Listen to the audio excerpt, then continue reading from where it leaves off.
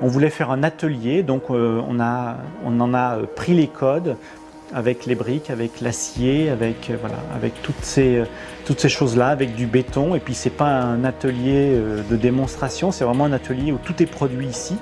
Donc c'est un atelier qui vit, qui se patine avec le temps. La première étape, c'est la torréfaction. On va mettre une cinquantaine de kilos dans la trémie du torréfacteur. On ouvre la trappe et là, les fèves descendent dans le tambour. Le tambour va brasser les fèves et on a un brûleur à gaz à l'arrière de la machine qui permet d'apporter la chaleur, les calories. Ces fèves-là vont être mises dans le casse-cacao Tarare. Les fèves sont concassées.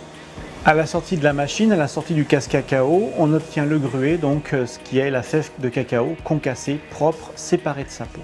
Ensuite, on passe à l'étape suivante qui s'appelle le broyage donc, du gruet. En broyant le gruet, on va obtenir la pâte de cacao.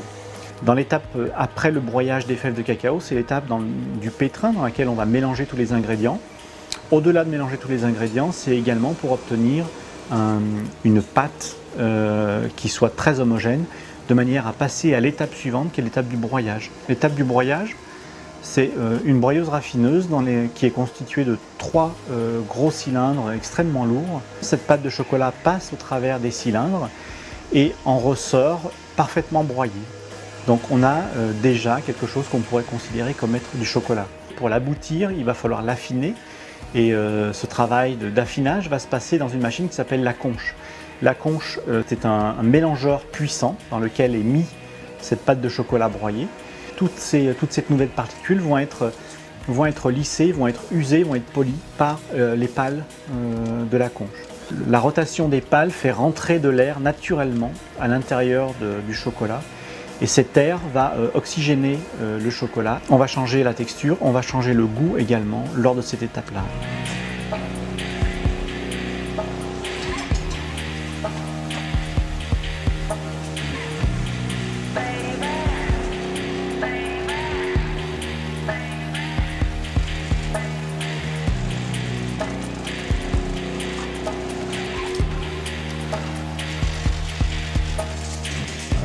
La manufacture, vraiment, ce qui fait sa différence, c'est de travailler depuis les fèves de cacao. Je pense qu'il y a très peu de chocolatiers qui travaillent depuis les fèves de cacao. Donc voilà, c'est ça notre différence. Par conséquent, ce sera le goût, évidemment. C'est absolument pas pour dire qu'on est meilleur, c'est tout simplement pour dire qu'on est un peu différent et qu'on apporte une singularité, en espérant que ça plaise au plus grand nombre.